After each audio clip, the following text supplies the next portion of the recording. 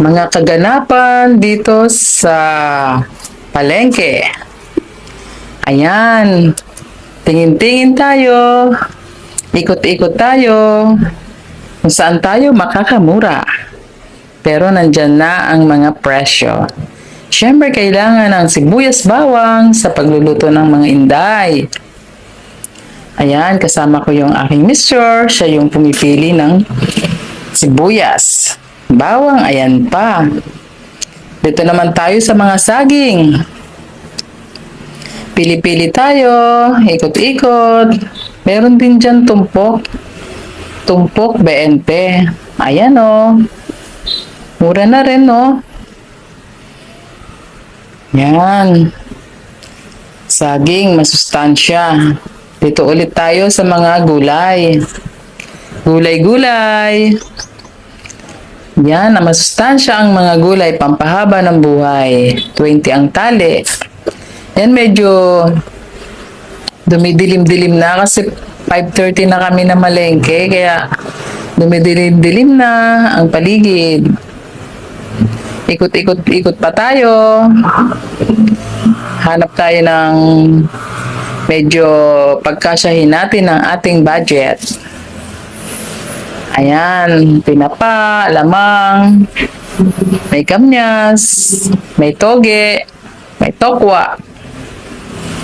Lakad-lakad muna ulit tayo.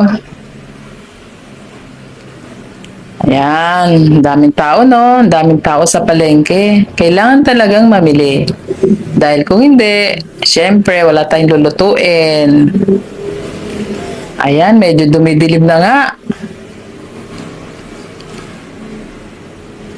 Ayan, daming tao no. Yan, nakikita niyong naka-violet. Yan yung mister ko. Patingin-tingin kami, pati itlog. Ayan, mga 20 ang tumpok.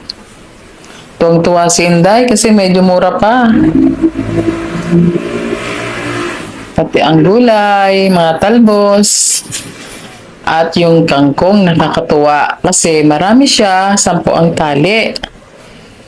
Madalang lang tayo makabili ng ganyang kakapal, di ba? Yan, dito naman tayo sa mangga na hindi naman tayo makabili. Ayan, medyo madilim-dilim na, pero alam niyo na kung nasaan ako, no? Ayan, nandito tayo sa lugar ng... Ayan, medyo madilim-dilim na at malapit na rin kaming pauwi niyan. Iniwanan nga ako ng mister ko dito sa tabi at siya bibili pa ng mantika. Ayan. Iniwanan niya ako dito sa bigasan.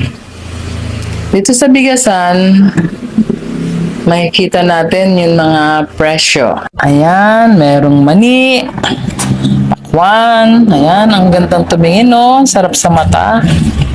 Dito tayo sa bigasan. Ayan ang mga presyo. Puputi, may tig 55, tig 54, pero 50 lang ang aming binili dahil maputi na rin.